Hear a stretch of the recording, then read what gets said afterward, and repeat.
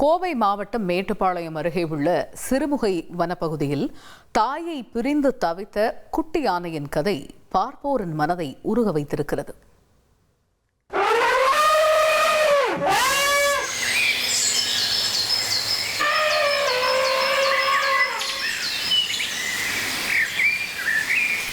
மேற்கு தொடர்ச்சி மலையடிவாரத்தின் இயற்கை அரண் கோவையின் சிறுமுகை வனப்பகுதி.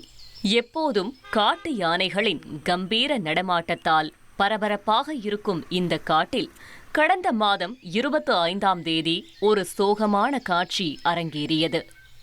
லிங்காபுரம் வேட்டை தடுப்பு முகாம் அருகே தன் தாயை பிரிந்து ஒரு குட்டி யானை சாலையோரமாக அங்கும் இங்கும் அலைந்து திரிந்து தவித்துக் கொண்டிருந்தது.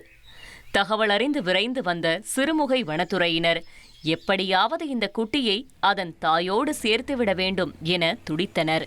ட்ரோன்கள் பறக்க விடப்பட்டன. பல குழுக்கள் காடு முழுவதும் தேடுதல் வேட்டையில் இறங்கின. ஒரு வழியாக யானை கூட்டத்தை கண்டுபிடித்து குட்டியை சேர்க்க முயன்றபோது அங்கிருந்த ஆண் யானைகள் இந்த குட்டியை ஆக்ரோஷமாக விரட்டியடித்தன. இயற்கை சில நேரம் இவ்வளவு கொடூரமானதாக மாறிவிடுகிறது. வேறு வழியின்றி உயர் அதிகாரிகளின் உத்தரவுப்படி அந்த குட்டி யானை பத்திரமாக மீட்கப்பட்டது. பெத்திக்குட்டை மோதூர் காப்புக்காட்டில் உள்ள வன உயிரின மீட்பு மற்றும் மறுவாழ்வு மையமே இப்போது அதற்கு புதிய வீடு.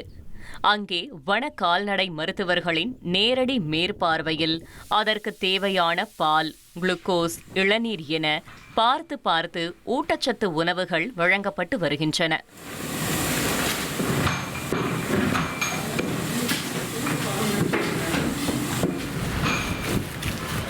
இந்த நெகிழ்ச்சியான பாச போராட்டத்தின் உச்சமாக ஆனைமலை புலிகள் காப்பகத்திலிருந்து பிரத்யேகமாக வரவழைக்கப்பட்ட ஒரு பாகன் இந்த சின்னஞ்சிறு குட்டியை கவனிக்க 24 மணி நேரமும் நியமிக்கப்பட்டுள்ளார். தாயை இழந்த அந்த ஜீவனுக்கு இப்போது அவரே அம்மாவாக மாறி அரவணைத்து வருகிறார். குட்டி யானை இப்போது முழு ஆரோக்கியத்தோடு துள்ளி குதித்து விளையாடி கொண்டிருக்கிறது என வனத்துறை மகிழ்ச்சியோடு தெரிவித்துள்ளது. தந்தி டிவி செய்திகளுக்காக மேட்டுப்பாளையத்திலிருந்து செய்தியாளர் சண்முகம்.